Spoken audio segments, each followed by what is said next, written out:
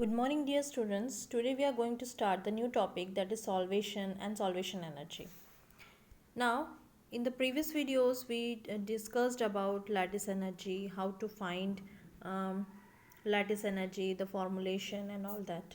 Now, the new term, but it is related to lattice energy and other different types of energy, the solutions, and so on. This is solvation energy and solvation. Now, as all of you are knowing about hydration में क्या होता है, कोई भी अगर हम solute ले रहे हैं, अगर हम सॉल्यूशन के, चलो उससे पहले हम ये चीज़ जान लेते हैं कि सॉल्यूशन कैसे बनता है. When we talk about a solution is comprising of two components.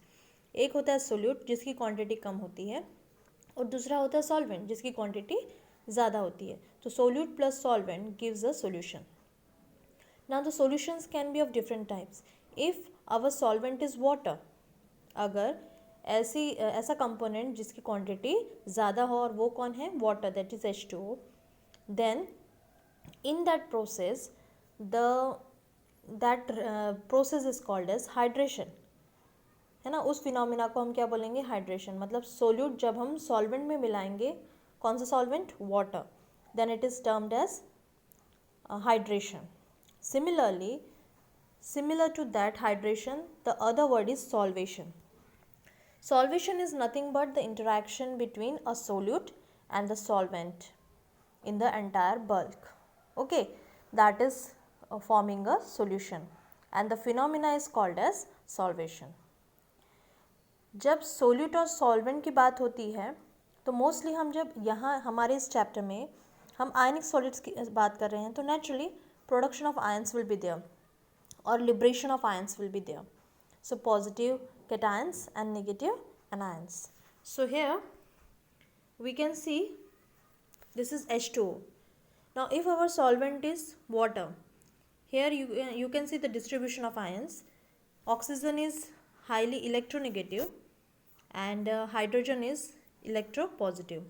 Two hydrogen atoms forming bond with oxygen to form water molecule. Okay, that is all about the water as a solvent. Now if we are taking a solvent and adding to it, if we are adding a solute to this solvent, now what will happen, that solute will not remain in its original condition because it is a ionic solid. Ionic solid बोलेंगे तो उसमें cations रहेंगे और anions रहेंगे. So naturally that solute will get dissociate into cation and anion, and they will interact with this solvent to form new sphere or new bonding between the solute ions and solvent ions, because neither solute nor solvent, they will not remain in their original condition. Basically जब solute और solvent एक दूसरे के contact में आते हैं तो chemical reaction होने के लिए उनके जो आयंस हैं उनमें इंटरेक्शन होना ज़रूरी है, तभी हम उन्हें आयनिक सॉलिड्स बोलेंगे, और उस फिनोमिना को आयनाइजेशन. ओके, अब अगर हम हाइड्रेशन फिनोमिना देखें या ऐसा कोई भी सॉल्वेंट जो पोलार हो, पोलार मीन्स जिसमें पॉजिटिव और निगेटिव चार्जेस लिबरेट होते हों या उसमें एग्जिस्ट करते हों, उनको हम बोलते हैं पोलार सॉल्वेंट. ठीक है, अब यहाँ हम एक कॉमन एग्जांपल ले रहे हैं वाटर का. यहाँ हमने वाटर मॉलिक्यूल लिया यानी कि एज अ सॉल्वेंट. ओके, ये एज अ सॉल्वेंट है. उसमें हम डाल रहे हैं एक सोल्यूट, ये है NaCl, sodium chloride. Sodium chloride जब हम पानी में मिक्स करते हैं तो हमें एक सॉल्ट वाटर मिलता है ना, इन आवर जनरल ऑब्जर्वेशन. लेकिन बेसिकली वहाँ होता क्या है, जब NaCl वाटर के कांटेक्ट में आता है तो NaCl खुद एक आयनिक कंपाउंड है, आयनिक सॉलिड में आता है वो, है ना. तो उसका आयनाइजेशन कैसे होगा, Na प्लस और Cl minus, it will remain as it is. उसी प्लस और माइनस चार्ज की वजह से उनमें बॉन्डिंग होता है, आयनिक बॉन्ड होता है ना. जब ये वाटर के कांटेक्ट में आएंगे तो ये Na प्लस वाटर मॉलिक्यूल के साथ एक स्फीयर बनाएगा, यानी कि उसका सॉल्वेशन होगा. सोडियम एटम जो है, सोडियम एटम आयनिक फॉर्म में रहेंगे, वो एटम फॉर्म में नहीं रहेंगे, यानी कि Na+ उसके सराउंडिंग में वाटर मॉलिक्यूल स्प्रेड हो जाएंगे इन द आयनिक फॉर्म। वैसे ही Cl निगेटिव के सराउंडिंग में H2O स्प्रेड हो जाएगा। अब वो किस तरह से स्प्रेड होगा, यहाँ आप दो रिएक्शंस देख सकते हो कि NaCl को हमने आयनाइजेशन करते हुए देखा, यानी कि डिसोसिएशन प्रोसेस बोलेंगे या ionization process, one and the same. आपको यहाँ क्या डिसोशिएट होते या ब्रेक होके क्या बन रहे हैं, Na+ और Cl-। जब इसमें का Na+ है वो एक्वेस यानी कि वाटर के कांटेक्ट में आने के बाद ये इस तरह का कंपोजिशन देगा, यानी कि Na it is surrounded by water molecule in the ionic form. ठीक है, फिर बात करते हैं क्लोरीन की। क्लोरीन भी Cl फॉर्म में या Cl2 फॉर्म में नहीं रहेगा, वो रहेगा Cl निगेटिव फॉर्म में। एक्वेस क्यों लिखा है, क्योंकि वाटर में है वो। Number of molecules will be there which are combining with Cl negative, और आपको इस तरह का स्फीयर दिखेगा, यानी कि इस तरह के मॉलिक्यूल दिखेंगे, यानी कि एक Cl जो है नंबर ऑफ वाटर मॉलिक्यूल से सराउंडेड या सरमाउंटेड रहेगा। ओके, अब इनका इंटरेक्शन आप देख सकते हो, यहाँ मैंने सेपरेट किया है।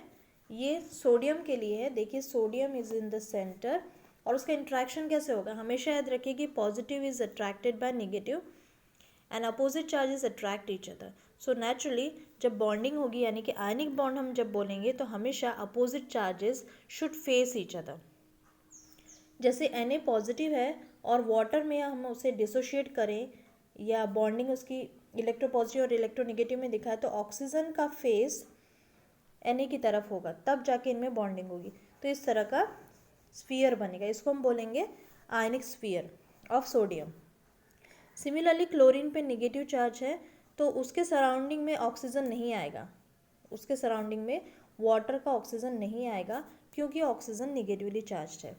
तो क्लोरीन के अपोजिट यानी कि उसके सरमाउंटिंग या फेसिंग रहेंगे hydrogen, because it is positive charge. So जो बॉन्डिंग बनेगी, बॉन्डिंग स्फीयर जो बनेगा क्लोरीन और हाइड्रोजन फेस की तरफ बनेगा वाटर मॉलिक्यूल के। इस तरह से ये जो पोर्शन है ये बहुत ही इम्पॉर्टेंट है, ये आपको समझना पड़ेगा। ओके, अब ये एक्चुअली जब हम NaCl वाटर में मिक्स कर रहे हैं, इट्स अ सिंपल प्रोसेस, आपको खारा पानी मिल जाता है, लेकिन उसका टेस्ट इक्वली क्यों डिस्ट्रीब्यूट होता है, तो रीज़न है ये कि Na+ जो आयन है वो वाटर के डीप आयनाइजेशन या डिसोसिएशन प्रोसेस में जाता है, वैसे Cl निगेटिव है वो भी बॉन्डिंग बनाता है वाटर के साथ। So naturally that taste is because of this only, क्योंकि Na और Cl सिंपल NaCl नहीं रहते, वो आयनाइजेशन प्रोसेस होता है, then they form the ionic sphere there.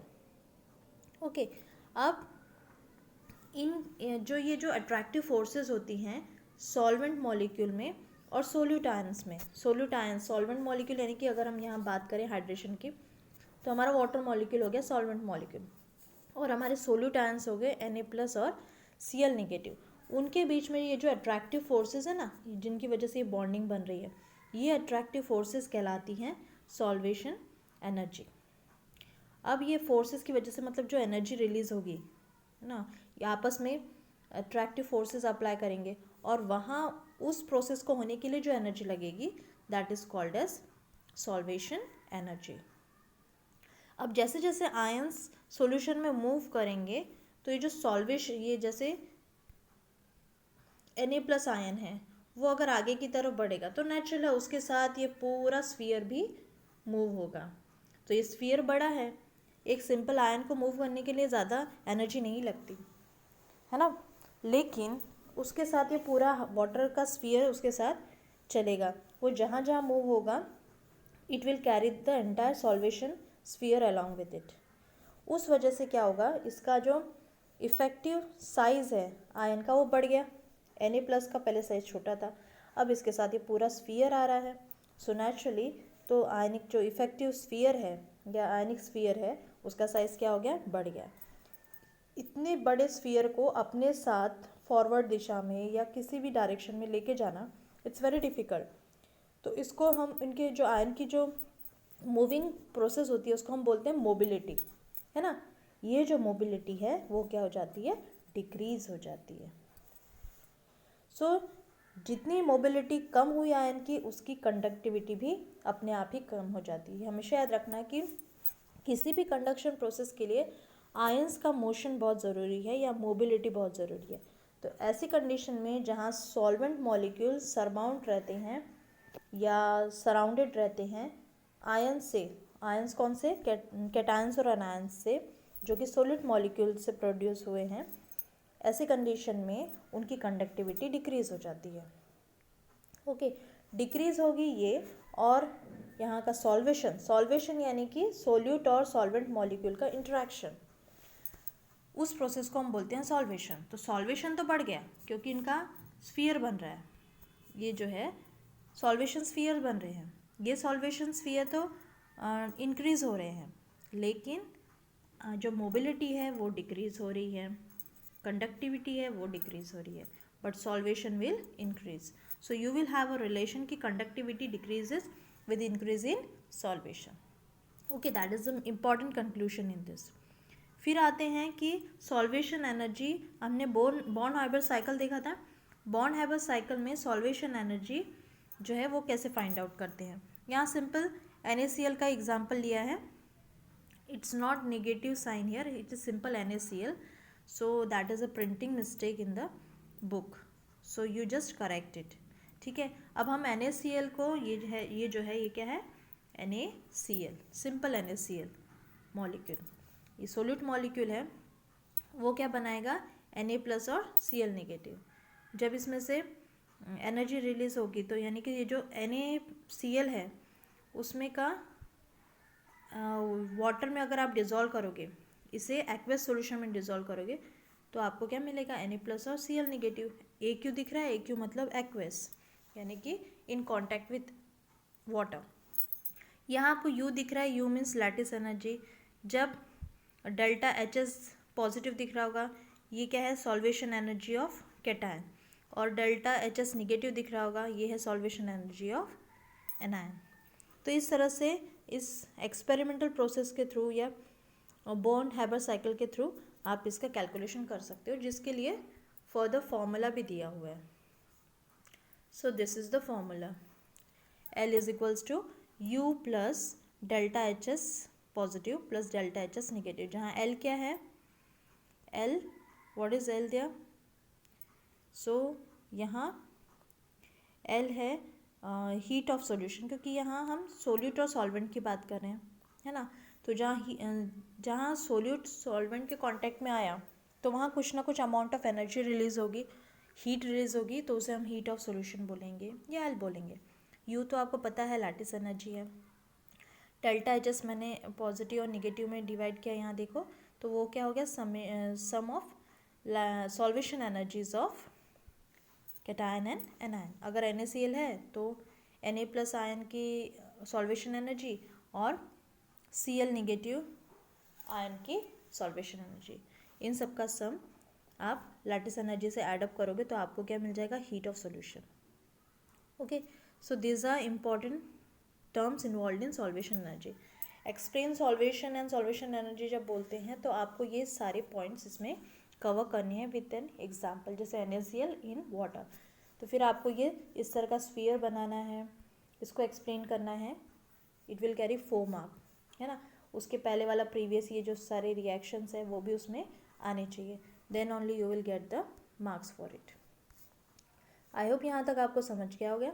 उसके बाद हमारा नेक्स्ट टॉपिक है फैक्टर्स, जो सॉल्वेशन और सॉल्वेशन एनर्जी को जो फैक्टर्स अफेक्ट करते हैं, व्हाट आर दे। ये 2 मार्क्स का मोस्टली क्वेश्चन है। तो इसमें पहला सबसे पहला फैक्टर है आयनिक पोटेंशियल। अब आयनिक पोटेंशियल होता क्या है, it is the ratio of charge to the radius of ion. अगर कैटायन है तो उसका चार्ज, अगर कैटायन है तो उसका charge divided by its radius, उसका रेडियस, इसको हम बोलते हैं आयोनिक पोटेंशियल। देखो, आयनाइजेशन पोटेंशियल अलग होता है और आयोनिक पोटेंशियल अलग होता है। आयन का पोटेंशियल यानी कि आयन की कैपेसिटी को हम बोलते हैं आयनिक पोटेंशियल।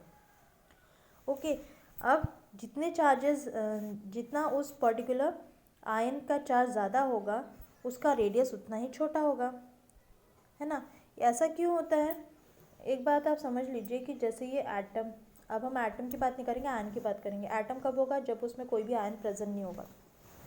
और आयन कब होगा? जब उसने, उस पर्टिकुलर आइटम ने या तो अपने इलेक्ट्रॉन लूज़ किए होंगे या तो फिर उसने इलेक्ट्रॉन गेन किया होगा, है ना।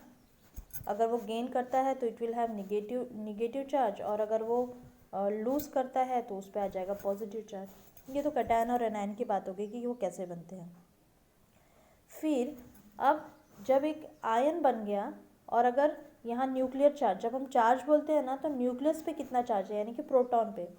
अगर ये चार्ज ज़्यादा होगा, अगर न्यूक्लियर चार्ज ज़्यादा होगा तो वो outermost shell of that particular atom या आयन को अपनी तरफ अट्रैक्ट करेगा। सो जितना अट्रैक्शन उसका बढ़ेगा, एटॉमिक साइज़ अपने आप कम हो जाएगी। एटॉमिक साइज़ कम होना मतलब एटॉमिक रेडियस कम होना।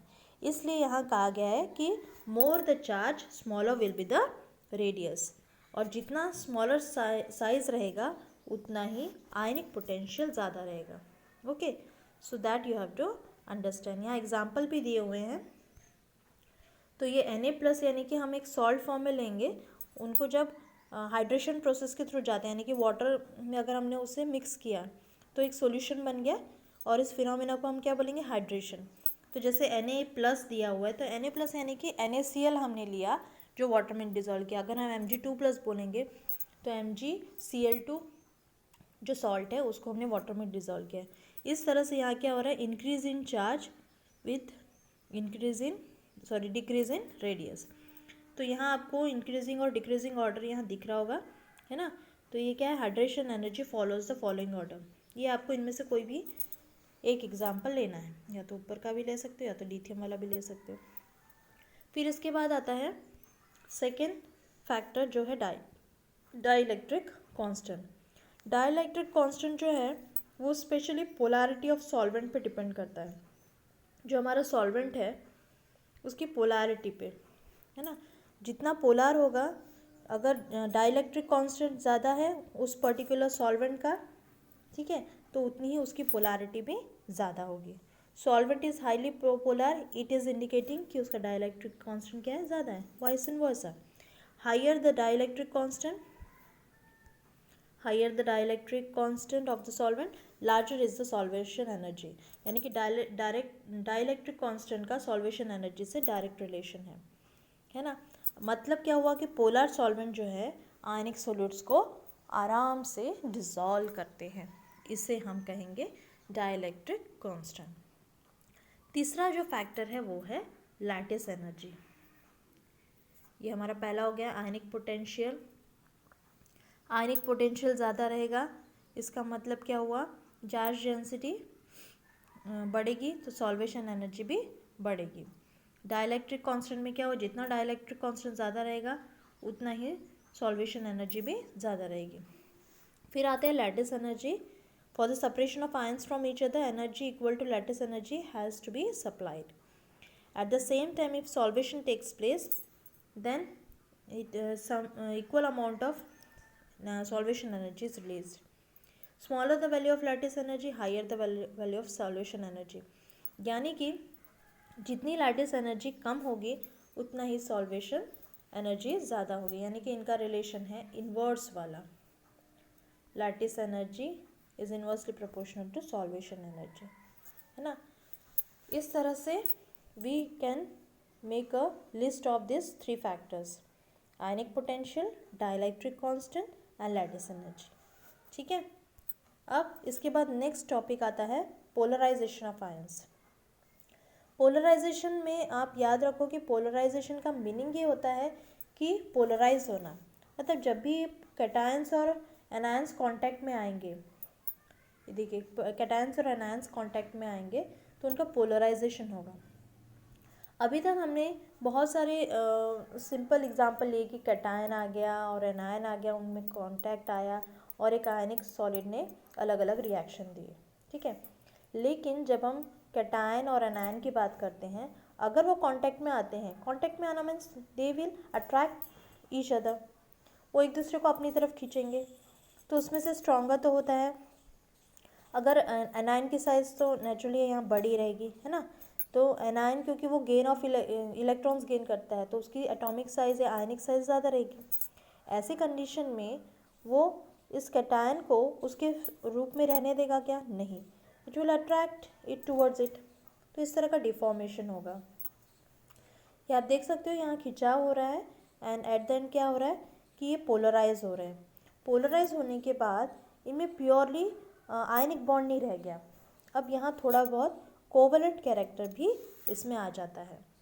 मतलब जब हम पोलराइजेशन बात करते हैं तो प्योरली आयनाइजेशन प्रोसेस ना होके कोवलेंट कैरेक्टर भी वहाँ एग्जिस्ट करता है। तो इससे रिलेटेड यहाँ इस तरह के देखो 2-3 क्वेश्चंस दिए हुए हैं दैट कैन बी आस्क्ड। तो उनमें आंसर सेम लिखना है कि पोलराइजेशन क्या है, फिर पोलराइजेशन की वजह से why the shapes of ions are not perfectly spherical in the solids. मतलब जब हम बोलते हैं कि हम बोल रहे हैं कि सॉलिड्स में स्फेरिकल शेप होता है, एटम्स का स्फेरिकल शेप होता है, बट बेसिकली जब आयंस बात करते हैं तो आयंस में खिंचाव की वजह से उनका शेप स्फेरिकल नहीं रहता, वो डिफॉर्मेशन हो जाता है और एंड देयर शेप गेट्स डिफॉर्मेटेड यानी कि उनका जो ओरिजिनल शेप है वो सेम न होकर उसमें डिस्टॉर्शन आ जाता है, डिस्टर्ब हो जाता है वो शेप और आपको इस तरह का डिफॉर्मेशन मिलता है। ठीक है, ये आपको इसमें एक्सप्लेन करना है।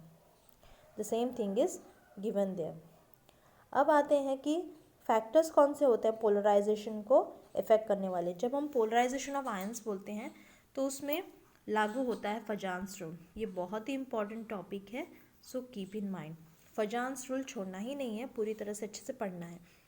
तो फजान्स रूल जो है एक्चुअली वो रूल भी है और वही इक्वल टू फैक्टर्स है जो पोलराइजेशन ऑफ आयंस को अफेक्ट करता है। ठीक है, अब उसमें पहला है charge on cation and anion. Basically जब charge on cation and anion बोलते हैं तो polarizing power of cation to polarize an anion increases with increase in positive charge. अगर इसका मतलब क्या हुआ कि जितना कैटायन पे जो चार्ज है वो बढ़ते जाएगा, अगर वो बढ़ेगा तो नेचुरली वो एनायन को अपनी तरफ अट्रैक्ट करने के लिए सक्षम रहेगा। उस वजह से क्या होगा उसकी एनर्जी भी बढ़ेगी। As the cation having the higher charge it can attract the electrons more effectively, है ना। जितना चार्ज ज़्यादा रहेगा वो इलेक्ट्रॉन्स को अपनी तरफ अट्रैक्ट कर सकता है। इसका मतलब यहाँ एग्जाम्पल दिया है कि anhydrous chloride such as NaCl, MgCl2 and AlCl3, the polarizing power of cation यानी कि Na+, Mg2+ and Al3+ increases in the order. ऐसा क्यों? ये 1 मार्क के लिए क्वेश्चन आता है।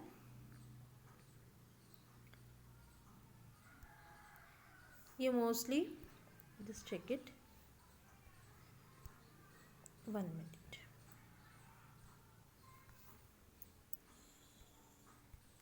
यहाँ क्या हो रहा है, हमने एग्जाम्पल लिया है NaCl, MgCl2 और AlCl3। तो यहाँ ऑब्जर्व करो, Na का आयनाइजेशन कैसा होगा Na+, AlCl3 है तो Al का आयनाइजेशन होगा Al3+, है ना।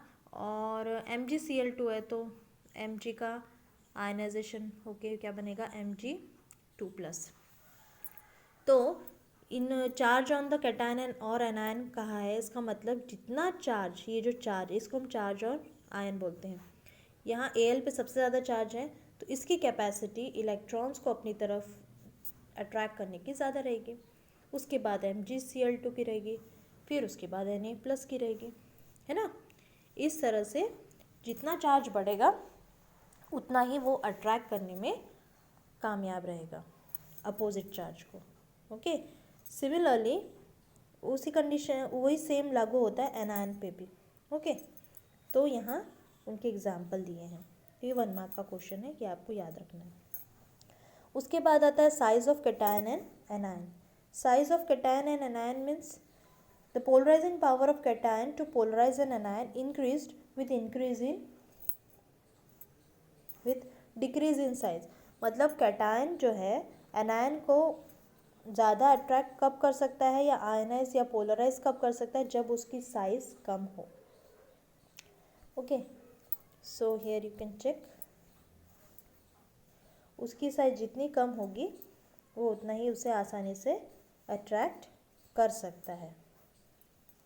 सो यहाँ उसमें एक एग्जांपल दिया है कि आयनिक रेडिया दिए हैं देखो सबके, तो 1.40 यहाँ ग्रेटर देन साइन है, मतलब इसकी कैपेसिटी जो है वो ज़्यादा है, पोलराइजिंग पावर उसका ज़्यादा रहेगा। Greatest magnitude of polarizing power of Be2 plus cation make it salt to now maximize the covalent character, which is indicated by minimum melting point of its anhydrous solid. Okay, अब जैसे यहाँ negative charges भी दिए हैं, polarisability of anion increases with increase in size. अब इसके opposite यहाँ है कि जो नेगेटिव साइंस है यानी कि एनायंस हैं उनके जो साइज़ है जितनी बढ़ेगी उनकी पोलराइजेबिलिटी भी उतनी बढ़ेगी। सेम यहाँ फर्स्ट कंसेप्ट की तरह ही है, साइज से रिलेटेड है। उसके बाद आता है इलेक्ट्रॉनिक कॉन्फ़िगरेशन। अब इलेक्ट्रॉनिक कॉन्फ़िगरेशन में क्या है, a cation with 18 electrons in the outermost shell has higher polarizing power to polarize an anion than a cation with 8 electron in its outermost shell. Okay, even if both the cations have the same size and charge. This is because the fact that d electrons of ns2 p6d10 shell shield the nuclear charge of cation less effective, and s and p electrons of ns2 shell. Thus Cu plus cation with 18 electron configuration has greater polarizing power to polarize Cl negative anion in its anhydrous chloride than Na plus ion. Actually basically जब हम यहाँ बात कर रहे हैं तो electronic configuration जो होता है किसी भी कैटायन का वो भी बहुत मायने रखता है ना। जैसे यहाँ इन्होंने एग्जांपल दिया है कॉपर का और उसका कंपेयर किया है सोडियम से। सोडियम का अगर आप इलेक्ट्रॉनिक कॉन्फ़िगरेशन देखो तो 281 है, लेकिन अगर आप आयनिक फॉर्म में लोगे तो 28 हो जाएगा, है ना। एक इलेक्ट्रॉन उसने लूज़ कर दिया इसलिए वो 1 इलेक्ट्रॉन चला गया। वैसे कॉपर का एटॉमिक नंबर क्या है, चलो बताओ। कॉपर का एटॉमिक नंबर है 29। तो उसके कॉन्फ़िगरेशन में जो नोबल गैस वाला आता है, नोबल गैस उसके पहले कौन है, आर्गन, है ना। तो वो आ गया वहाँ, तो उसका 18 कॉन्फ़िगरेशन और उसके बाद बाकी के बचे हुए इलेक्ट्रॉन्स डिस्ट्रीब्यूट होते हैं। तो ये जो कॉन्फ़िगरेशन है नोबल गैस वाला वो शील्ड करता है इसके बाहर के इलेक्ट्रॉन्स को अट्रैक्ट होने के लिए। इसके वजह से ये जो Cu प्लस आयन है यानी कि कॉपर आयन है वो ज़्यादा पोलराइजेबिलिटी दिखाता है। उसका जो पोलराइजेबिलिटी है अगर हम Cl के साथ कम आयनाइजेशन कर रहे हैं उसका, तो वो polarisability power Cl negative ion की तरफ ज़्यादा रहेगा, जबकि Na प्लस आयन का कम रहेगा। क्यों? The reason is shielding effect. Shielding effect आपको पता है, अगर नंबर ऑफ़ शेल्स है ना, ये न्यूक्लियस है, तो नंबर ऑफ़ शेल्स जितने ज़्यादा होंगे ये जो बाहर का शेल है वो न्यूक्लियस की तरफ अट्रैक्ट होता है क्योंकि इलेक्ट्रॉन्स हैं। तो नेचुरली न्यूक्लियस में पॉजिटिव आयन है और ये नेगेटिव आयन है। एक एटम के अंदर भी एक अलग अलग प्रोसेस शुरू रहती है, उसको अंदर भी बहुत सारे फिनोमेना को क्रॉस करना पड़ता है और उसके सराउंडिंग में जो एटम्स होंगे उनसे भी उसके रिएक्शंस अलग होते हैं। ठीक है, अब ये सपोज़ 3 शेल्स है, ये जो बिल्कुल इसके फर्स्ट शेल है जो वेरी क्लोज टू न्यूक्लियस है उसका स्ट्रांगली अट्रैक्शन होगा न्यूक्लियस से, फिर उससे थोड़ा कम सेकेंड का, फिर उससे थोड़ा कम थर्ड का। बेसिकली जैसे जैसे शेल बढ़ते जाएंगे तो ये जो अंदर के शेल्स है ना उनमें नंबर ऑफ़ इलेक्ट्रॉन्स होंगे, बिना इलेक्ट्रॉन के तो वो रहेंगे नहीं एज़ पर इलेक्ट्रॉनिक कॉन्फ़िगरेशन, है ना। तो उनके इलेक्ट्रॉन्स जो हैं वो इस न्यूक्लियस को बाहर के शेल को अपनी तरफ अट्रैक्ट करने से रोकते हैं।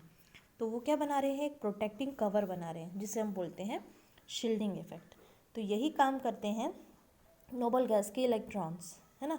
कॉन्फ़िगरेशन एक्चुअली कॉपर में कॉपर का एटॉमिक नंबर ही बड़ा है तो नेचुरली उसमें बहुत सारे इलेक्ट्रॉन्स रहेंगे यानी शेल्स रहेंगे, तो वहाँ शील्डिंग इफेक्ट ज़्यादा होगी। और शील्डिंग इफेक्ट ज़्यादा होगी मतलब उसका इंटरनल जो अट्रैक्शन प्रोसेस है वो कम रहेगा और वह आसानी से बाजू वाले एनायन को अपनी तरफ अट्रैक्ट कर सकता है। ठीक है, ये सब हो गया फजान्स रूल जो आपको अच्छे से याद रखना है। अब एप्लीकेशन जो है पोलराइजेशन की वो कहाँ कहाँ है, तो एक सिंपल क्वेश्चन है ये इतना ज़्यादा इम्पोर्टेंट नहीं है but still you should understand. कभी कभी आ सकता है कि ये पोलराइजेशन का यूज़ कहाँ कहाँ है। The degree of covalent character in ionic compound, ये हमें ये बताता है कि किसी आयनिक कंपाउंड में कितना कोवलेंट कैरेक्टर है पर्टिकुलर कंपाउंड में, ठीक है, उसके बारे में ये बताता है। फिर उसमें जो सोल्यूट है या सोल्यूट जो होते हैं कैटायंस एंड अनायंस, उसमें जो कैटायन है उसकी कॉम्प्लेक्स बनाने की टेंडेंसी या कैपेसिटी कितनी है। सिमिलरली वो उसके साथ और क्या बताता है कि कैटायन की सॉल्वेशन प्रोसेस की तरफ टेंडेंसी कितनी है, whether it is showing good solvation और नॉट। फिर वो ऑक्साइड्स जो बनाते हैं cation is forming the oxides, तो वो नेचर कैसा रहेगा उनका। Larger the value of fire, ये फॉर्मूला दिया है देखो, charge on cation divided by radius of cation, ठीक है। ये है पोलराइजेशन पावर।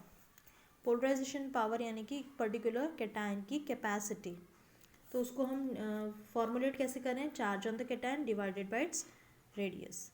तो ये सारे फैक्टर्स है। फिर बॉन्ड एनर्जी है, polarization tends to increase in bond energy, मतलब बॉन्ड एनर्जी बढ़ेगी जब पोलराइजेशन ज़्यादा होगा। मेल्टिंग पॉइंट है, पोलराइजेशन अगर बढ़ता है तो डिग्री ऑफ कोवलेंट कैरेक्टर भी बढ़ता है। उसकी वजह से क्या होगा, कोवलेंट कैरेक्टर बढ़ा मीन्स मेल्टिंग पॉइंट अपने आप ही उस कंपाउंड की क्या हो जाती है, घट जाती है। लास्ट है इसमें solubility of salts, with increase in solvation the polarisability of compound decreases, यानी कि पोलराइजेशन अगर बढ़ गया तो पोलराइजेबिलिटी मतलब पोलराइज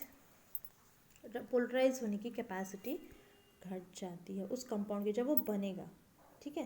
तो इस तरह से ये थोड़े 4-5 फैक्टर्स हैं जो आपको यहाँ याद रखने हैं, ठीक है। आई होप यहाँ तक आपको समझ गया हो। Thank you and have a nice day.